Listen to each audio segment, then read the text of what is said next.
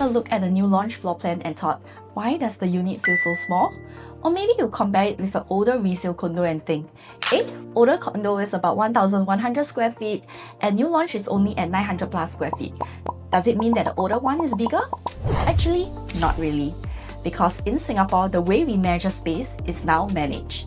And this is because of something called GFA Harmonisation. I know the term sounds very technical, but don't worry, in this video, I'll explain it in a very simple way. And by the end, you'll understand how new condos look smaller on paper, but may feel bigger, and how to compare new launches with older resale more fairly. Okay, first thing first, GFA stands for Gross Floor Area. In simple terms, it's one of the ways authorities use to measure the size of a development. But here's the problem. In the past, different agencies in Singapore use slightly different ways to measure floor area. For example, we have URA, which is the Urban Redevelopment Authority, and they look at planning and development rules. And then we have SLA, which is the Singapore Land Authority, which deals with strata title and land titles. And now we have BCA, Building and Construction Authority, which looks at building regulations, and the SCDF, the Singapore Civil Defence Force, which look at fire safety. So imagine this, right?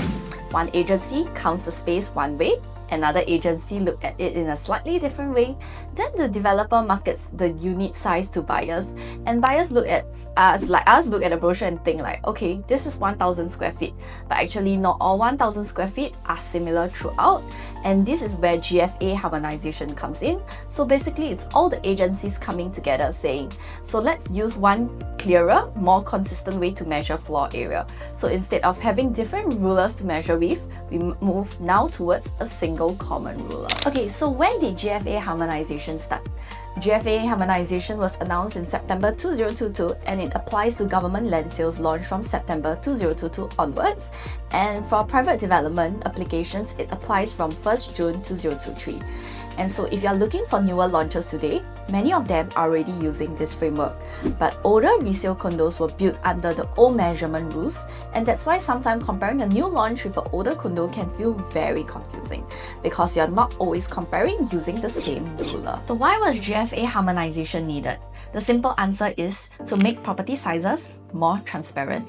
In the past, some units could look bigger on paper than they felt in real life, because when we buy property, we naturally look at the paper size and then we compare it with another project. But the issue is, if size is calculated differently, then the comparison here may not be very fair. So for example, one unit may have double volume ceiling, so that is counted in the total space that you bought, but it's not the same as usable floor space. You're technically just paying for airspace here. Whereas in another unit of the same size is usable floor space. So if you are looking at paper size, the comparison becomes quite misleading.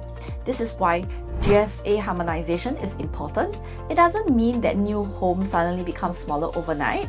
It means that the way we measure the homes becomes stricter and clearer. So why HDB doesn't have GFA harmonization? Well, HDB flats are not affected the same way, and the reason is quite simple. HDB flats are generally sold based on internal floor space that is closer to the space we use every day. Your living room, bedrooms, kitchen, toilets, and basically the functional space inside the flat. This isn't the same kind of strata marketing or new launch PSF comparison we see in private condos. So HDB doesn't really have the same problem here. In fact, you can say that for GFA harmonization, it actually makes the private condos more comparable to size as they measure usable space. So are voids counted after harmonization? So a void is basically an empty vertical space. For example, your double height living room with no floor above the part of the space. Well, when you walk in, the ceiling is high, the space feels open, and when you enter the unit, it feels wow, it's very premium. But technically, all these are still airspace. So unless approved by your MCST to build a loft, it is considered not usable and we cannot use this airspace. So after a harmonization, such void space are excluded from the GFA. And honestly, this makes sense because if there is no actual floor space, why should it be counted as a floor area? Hence, some older unit condos are marketed on paper that are larger size, but you have to look out for voids as this is counted in the sizing of the unit. Are aircon ledges counted after harmonization? In the past, developers built bigger aircon ledge to inflate the size of the unit to sell you the space. But under the new rule, if the aircon latch is legally part of your unit, then it's counted in your GFA.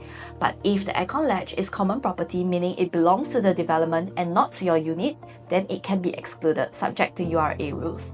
So the simple way to remember it is, if you own it, it may count. If you don't own it, it generally should not inflate the size. Previously, URA GFA also included a measurement on the full thickness of the wall, while SLA is counted to the midpoint of the wall. So post-harmonization, agencies agreed on the standardization to the midpoint, providing better transparency and consistency throughout these agencies' calculation. Why this matters when you compare properties? So this matters to you as a buyer because when you compare new launch with an older resale condo, you cannot just look at the paper size. For example, an older condo, say 1,100 square feet, and a new launch, say 950 square feet. On the first thought, you may thought that the older one has better value because it's bigger, but you really need to look deeper here. How much of that 1,100 square feet is actual usable space? Is there a void space that you are buying? How much of the space are aircon ledges? Is the layout efficient? Are there long corridors? Because sometimes a smaller but more efficient unit is more functional than a bigger unit with wasted space. And this is especially important for HDB upgraders here.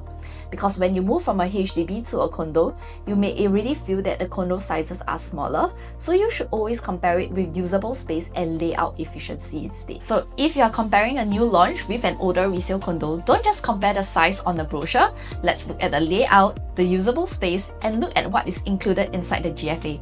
Because once you understand how the ruler works, you'll make a much better property decision to understand the true value of a space. And if this video helped you understand GFA harmonization better, do like this video and follow our channel. We'll continue breaking down Singapore property topics in a simple and practical way so you can buy with more clarity and confidence.